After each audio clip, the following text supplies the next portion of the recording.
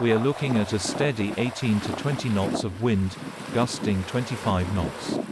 This boat is a single screw inboard, no bow thruster, single helm. No real steerage in reverse at normal maneuvering speed with a slight prop steer to port. 25 feet long, 3 tons, and I'll be doing this single-handed.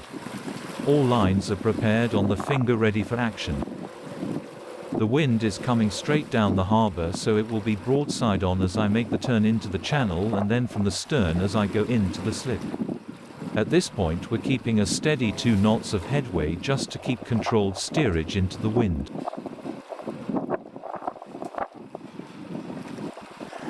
Just after the turn we are caught by a strong gust of wind pushing us towards the moored boats to starboard, and I'm losing the bow.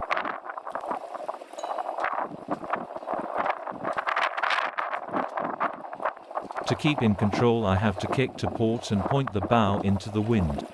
This gives me back some forward momentum and the option to bail out if need be. It's a really good job I have a bit of room at this point. With a touch of astern just to bring us to an almost dead stop, I can now go fully to starboard and blip forwards towards the slip. Once lined up I wait for the wind to push me into place using reverse just to slow things down.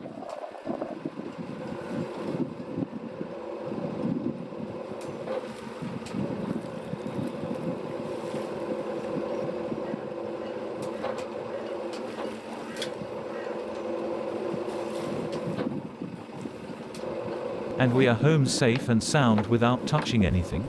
Couple of points to add. This is only possible if the channel is wide enough to keep off the moored boats. When returning to your permanent slip, it's always better to have lines prepared that you can just pick up, especially if you're single-handed. Never ever be afraid to bail out and do a flyby. This came close.